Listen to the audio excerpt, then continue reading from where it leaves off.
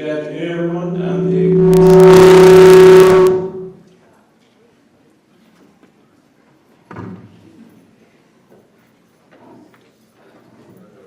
common problem is that as the skin ages, it dehydrates and loses compliance, leading to increased vulnerability to wound infection as well as wrinkles.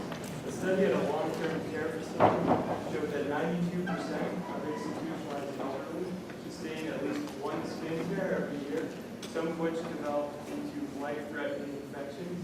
This is the problem of high injuries. To gain insight into the problem, here's some of the background on the skin's composition.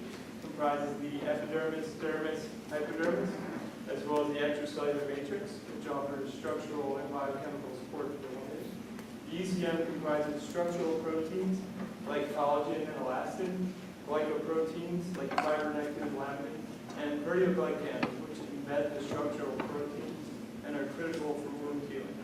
The breakdown of these BPGs over time is the sole cause of the dehydration and loss of compliance we see in the other. So what are proteoglycans?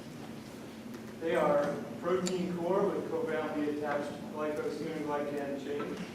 To the right, you'll see a typical proteoglycan that has the protein core here with grafted hydroxyl sulfate chains in a bottle brush orientation.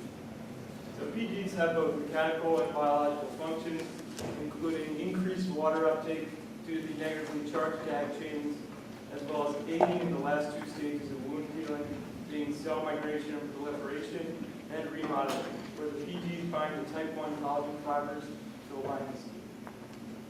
So our proposed solution is to inject these biomimetic proteoglycans into porcine skin ex vivo. These BPGs will consist of CS GAG chains grafted to a polymeric polyacrylic acid core. The advantage of using a polymer is that the polymer lacks the known cleavage sites of the natural protein core. We aim to see increased hydration compliance as well as potentially enhanced wound healing, given that the PGs align collagen fibers during this process and a high PG content would correspond to less scar. So our project consists of two main objectives that made use of two different methods. Our first objective involved determining whether these biomimetic proteoglycans had any significant effects on the tissue compliance, and we did this by measuring the elastic modulus of porcine skin samples using a piezoelectric finger. So on the bottom image, you can see a representative image of a porcine skin sample. And then our second objective involved evaluating whether these biomimetic proteoglycans were able to diffuse throughout the sample by quantifying the percent area of fluorescence at varying distances from the injection site, as seen in this top right image, where their varying locations are seen. These are the results we obtained from the piezoelectric finger. Each bar contained 75 values, and each of our samples were tested at both 1 and 24 hours. So these samples are our restful and injected samples and are BPGs at a concentration of 50 megs per mil. You can see the BPGs resulted in a 48% decrease in tissue modulus and thus increased compliance, which is significant as restful is a currently available anti-wrinkle treatment. And these samples are our non-injected samples, and again are BPGs at 50 megs per mil. Again, you can see that the BPGs resulted in a decrease in the tissue modulus, 32% this time, and both of these reductions exceeded our target of 25% reduction. So before we get started with the confocal microscope, we first had to tag the BPGs with a DCCH fluorescent polymer.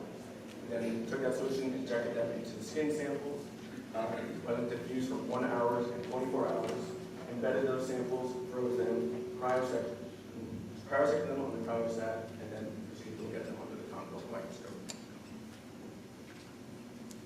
So these are some representative images of those that were taken on the confocal. We have our PV as control and the 3 concentrations of the BPGs, with both the transmitted light images and the fluorescent images.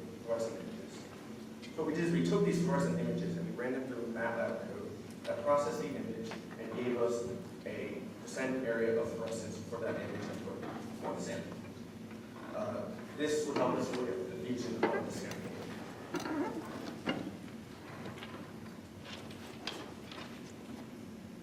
Here are the results we got from the confocal. And first, you can see our BPS controls are 0. That's good. And the main data that we really want to focus on here is the samples taken at the injection site. What we can see is that over the 24-hour period, there was a decrease in the amount of BPGs that were seen in these samples, meaning the BPGs were diffusing ground the same thing. So overall, what we can see from all this data is that the BPGs are integrating with the existing extracellular matrix in the samples and diffusing around the injection site and throughout the entire sample over this 24-hour period. So in conclusion, we've for the first time demonstrated molecular engineering of the extracellular matrix of skin using biomimetic proteoglycans. And the skin hydration and increased compliance caused by these BPGs offers potential for treatment of disease and aged skin against things such as tearing and the subsequent infection caused by them. And as a quick economic view, the harvesting and injection of natural proteoglycans can cost about $300 per milligram, while using these biomimetic proteoglycans can cost around 6 cents per milligram. Okay, so it's very economically